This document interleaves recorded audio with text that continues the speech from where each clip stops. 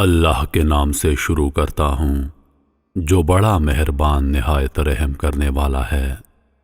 اللہ پاک سے دعا ہے کہ اللہ تعالیٰ آپ کو آپ کے آج کے ہر نیک مقصد میں کامیابی عطا فرمائے۔ اللہ تعالیٰ آپ کو ہر وہ خوشی جو آپ کے لیے بہتر ہو عطا فرمائے، آمین۔ بزرگوں سے سنا ہے کہ اس دنیا میں انسان کے آنے سے پہلے جنات نے اپنا بسیرا بنا رکھا تھا۔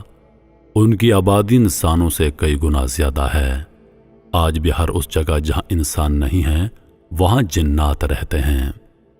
جب کسی گھر کو 40 دن تک انسان خالی چھوڑ دے تو جنات وہاں بس جاتے ہیں۔ اگر پھر انسان اس گھر میں جا کر بسیں تو وہ جنات انہیں ستاتے ہیں، جس کے سبب وہاں انسانوں کو کئی مشکلات کا سامنا کرنا پڑتا ہے۔ جنات ان لوگوں کا جینا حرام کر دیتے ہیں تاکہ وہ گھر چھوڑ کر چلے جائیں۔ اس لیے بزرگ ہمیں صلاح دیتے ہیں کہ جو گھر 40 دنوں سے زیادہ خالی پڑا ہے اس میں بسنے سے پہلے 40 دن وہاں شام میں چراغ جلائیں۔ ایسے کرنے سے جنات کو اطلاع مل جاتی ہے کہ اب یہاں انسان آنے والے ہیں، لہٰذا وہ اپنے لیے دوسرا ٹھکانہ ڈھونڈ لیتے ہیں اور وہاں سے نکل جاتے ہیں۔ انسانوں ہی کی طرح جنات بھی اللہ کی مخلوق ہیں، ان کے بھی کنبے ہوتے ہیں۔ وہ بھی اپنے بال بچوں کے ساتھ مل جل کر زندگی بسر کرتے ہیں، مگر روشنی سے گھبراتے ہیں، اندھیروں میں رہتے ہیں۔ جس جگہ ہمیشہ اندھیرا رہتا ہے جنات اس جگہ پر اپنا قبضہ جما لیتے ہیں۔ وہ ان کے بال بچوں کے ساتھ ہنسی خوشی زندگی بسر کرتے ہیں۔ ان کے بچے ہمارے بچوں کی طرح موج اور کھیل کود کرتے ہیں۔ جب ہم اچانک وہاں چلے جائیں تو ہمارے جانے سے انہیں اٹھنے بیٹھنے سونے جاگنے اور آرام میں خلل پڑتا ہے، تو وہ ہمیں وہاں سے نکالنے کے لیے ڈراتے ہیں اور دھمکاتے ہیں۔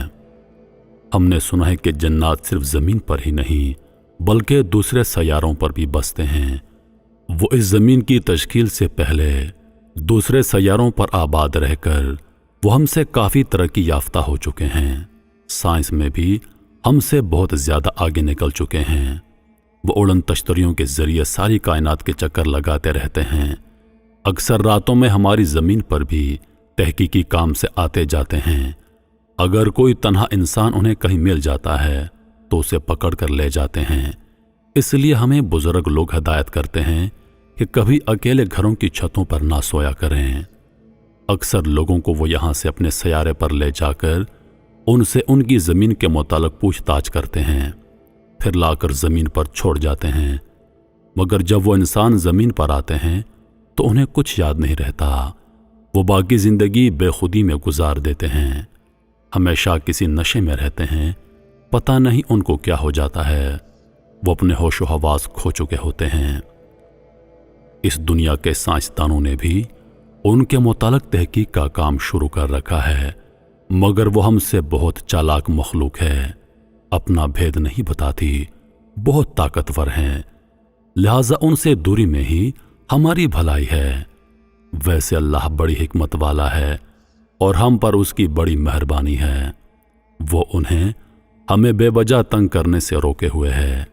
اللہ تعالیٰ نے ہم کو اشرف المخلوقات کا درجہ دے رکھا ہے۔ ہم اگر اپنی عقل اور ہمت سے کام لیں تو اللہ کی بنائی ہوئی ساری مخلوقات پر حکومت کر سکتے ہیں، لیکن شرط یہ ہے کہ ہم اللہ اور اس کے رسول صلی اللہ علیہ وآلہ وسلم کے بتائے ہوئے راستے پر زندگی بسر کریں۔ اللہ نے ہماری رہنمائی کے لیے قرآن شریف عطا کیا ہے، اسے پڑھ کر سمجھیں تو سارے عالم پر حکومت کرنے کا راز اسی میں پوشیدہ ہے۔ اگر ہم نے اسے سمجھ کر پڑھنا شروع کر دیا تو اللہ ہم سے خوش ہوگا، ہمیں اتنی طاقتوں کا مالک بنا دے گا کہ جنات تو کیا، شیاطین اور ان سے بھی خطرناک مخلوق ہم سے خوفزدہ ہوگی، ہمارا بال تک بانکا نہیں کر سکے گی۔ جنات بھی اچھے اور برے جنات ہوتے ہیں۔ اچھے جنات انسانوں سے دوستی رکھنا پسند کرتے ہیں۔ وہ اکثر ہماری عبادت گاہوں میں آ کر نماز ادا کرتے ہیں۔ اسی لیے بتایا جاتا ہے کہ راتوں میں کہیں بھی راستوں میں ایسے نہ سویا کریں کہ دوسری مخلوق کے آنے جانے میں رکاوٹ بنو، ورنہ وہ غصہ ہو کر کچھ بھی تکلیف پہنچا سکتے ہیں۔ ویسے انہیں بلا وجہ کسی دوسری مخلوق کو ستانے یا تکلیف دینے کی اللہ نے اجازت نہیں دی ہے۔ جنات کسی بھی دوسری مخلوق کا روپ دھار سکتے ہیں۔ وہ بڑی آسانی کے ساتھ آنکھ جھپکنے کی دیر میں ہزاروں میل کا سفر طے کر سکتے ہیں۔ وہ دنیا کی ہر زبان سمجھ اور بول سکتے ہیں۔ انہیں اللہ پاک نے اتنی ساری طاقتیں عطا کر رکھی ہیں، جبکہ ایک انسان اتنی طاقتیں نہیں رکھتا۔ مگر اللہ کے پیارے بندوں میں کچھ انسان جو اللہ کے احکامات کی پوری پابندی کرتے ہیں، اللہ نے انہیں جنات تو کیا، کائنات کے ہر مخلوق پر فتح حاصل کرنے کی قوت اور حکمت کے دروازے کھول دیتا ہے۔ یہ جنات کو بھی انسان کے تابع دار بنا دیتے ہیں، شرط یہ ہے کہ وہ اللہ کی خوشنودی حاصل کر لیں۔ انہی لوگوں کو ہم اللہ کے ولی کہتے ہیں۔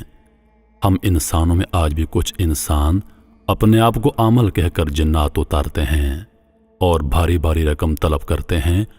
وہ خود کو جنات کو مٹھی میں لینے کے عملیات کے ماہر بتاتے ہیں، مگر جہاں تک ہماری معلومات ہیں ان کے مطابق اگر کوئی جن کو تابع کر لے تو وہ عام انسانوں سے کچھ طلب کیوں نہیں کرے؟ جن انہیں وہ سب گھر لا کر دے سکتا ہے تو ان کو ہم سے پیسے لینے کی کیا ضرورت ہے؟ حکم کرو آقا تابع دار جن ان سے پوچھتا ہے۔